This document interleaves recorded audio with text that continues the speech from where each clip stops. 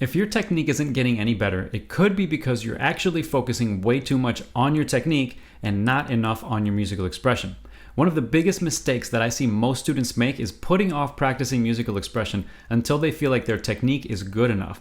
But research on motor learning tells us that working on musical expression early on can actually help us improve our technique even faster than if we obsess about technique.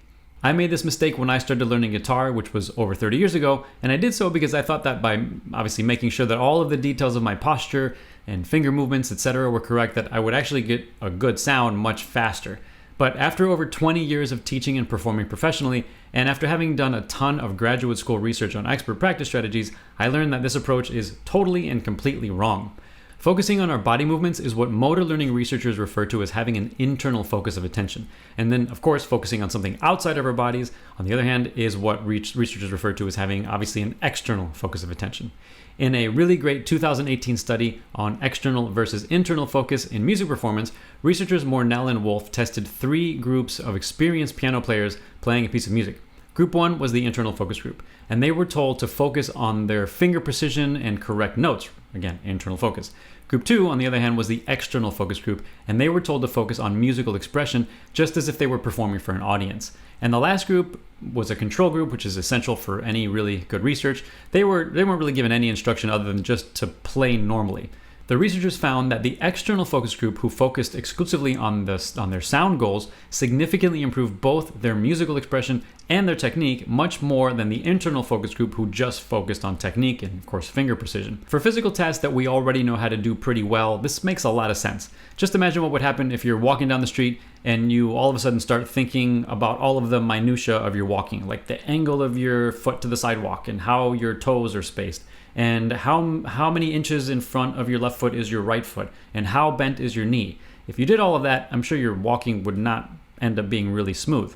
On the other hand, if you're walking down the street and your focus is just getting to the bakery at the corner, you're going to be walking like a pro. This is all great for skills that we already know, but what about when a skill is new, like, for example, learning to overcome a brand new challenge that just popped up in our music, or maybe just learning how to play a musical instrument from scratch? Well, when we learn something new, I do think it's important to spend a little bit of time focusing on our posture, basic body movements, just obviously to make sure that our technique is correct so that we can produce the right sound. But I also think we need to keep that part of it really short and sweet. So, for example, if I'm playing guitar and I'm like hunched over like that, I grab the guitar like that, this is not going to help me produce a really good sound. I have to just make sure that's right. Maybe I have a good teacher who can help me do that, and I get my posture right, but maybe my wrist is too bent. I'm like, okay, got to fix that for a second. It's very quick. They should be quick adjustments, right? So we've got our posture right. If there's any tension, we scan for tension, relax that. And then once we do that, I think we can switch our focus to an external focus again. And of course, if ever there's a mistake that we just can't fix for some reason, or maybe something just doesn't feel comfortable, we can once again just go very quickly to that internal focus, adjust our posture, our hand position, release tension, and then once again, quickly switch over to that external focus where we're really concentrated on our sound goals. Findings from a 2004 study by Wolf and Ahn support the idea that even people inexperienced at a skill benefit greatly from having an external focus of attention. Now, like I mentioned before, an internal focus of attention has to do with focusing on what's going on with our bodies, what our bodies are doing. But for external focus, there are 2 kinds that we need to think about according to research. The first kind is called proximal external focus. I know that sounds kind of strange, but proximal means it's close to you, but it's not in your body, it's outside of your body. For us guitarists, that could be something like the spacing between the strings, or maybe how the string is vibrating, maybe the spacing between the frets. If you're a piano player, maybe it's the space between C3 and C4, right? The spacing between your keys. Anything like that. It doesn't matter, but it's not your body, but it's also really, really close to you. So it's proximal, but it's external. The other kind of external focus is called distal external focus. Distal from distant, right? It's further away. And for us musicians, it's really easy. It just comes down to the sound that we're producing. So all the musical components involved in sound. That could be your tone, your rhythm, your tempo, your dynamics, embellishments, etc. All of the characteristics of your sound. In a 2009 study by Bell and Hardy, that's, by the way, on Noah Kagayama's website, Bulletproof Musician, which I will have a link to in the description, the researchers found that distal external focus of attention resulted in significantly better performance than having a proximal external focus of attention. So again, Well, when we practice, what we want to do is make sure that we're focusing for best results on our sound, not necessarily on what our instrument is doing or the spacing of our instruments, parts, anything like that. Focusing on the sound and the sound goals is really going to be the best. And by the way, if you really like the idea of basing your practice on evidence-based strategies, like the ones I'm talking about today, then you'll really love my Spanish Guitar Mastery program, where I focus on teaching classical and flamenco guitar based on all of these ideas in an immersive coaching format. Now, I am currently offering a 22% discount only for the next 15 students who register.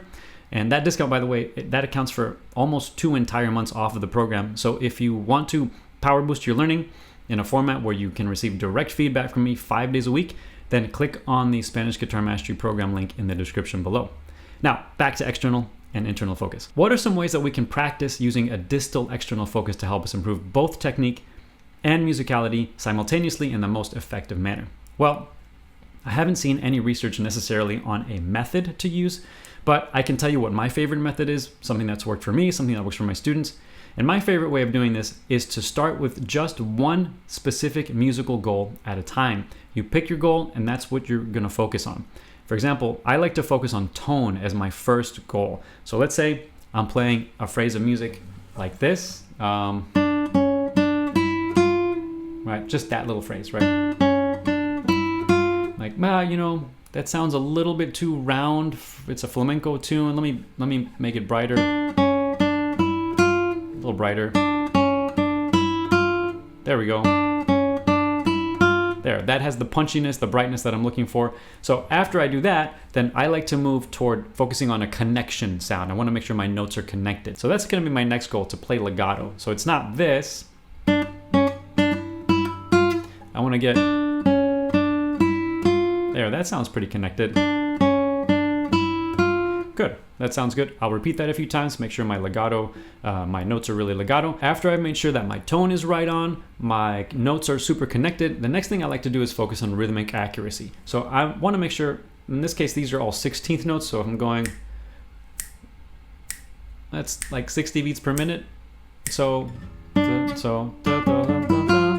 right. So I want to go,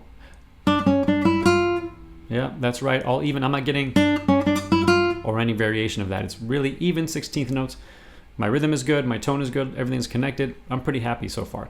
After that, I like to work on my dynamics, the shape of my volume throughout my phrase. So in this case, it's a short phrase just for the example, but maybe I want to do a crescendo, right? I'm gonna go loud to quiet, maybe a decrescendo, right? Right, that's kind of poorly done, but you get the idea, right?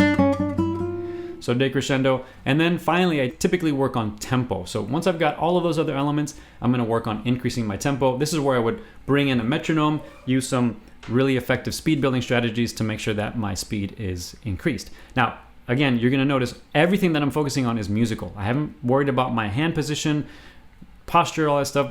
To be fair, I've been playing guitar for well over 20 years, so I've got this pretty down. But every once in a while, I'm human, I get some tension creeping in, so I've got to pay attention to that and scan for it and release it. But again, it's a quick internal focus and then right back to my musical goals. Now, there is something to be really careful about when using external focus, which is that if we do it wrong, we can end up having a bunch of random errors come up every time we play our music. This is especially true when we play for others. So if you want to know how to minimize random errors when you play, then definitely check out the next video on the screen where I break down 14 tips to help you do just that. See you there.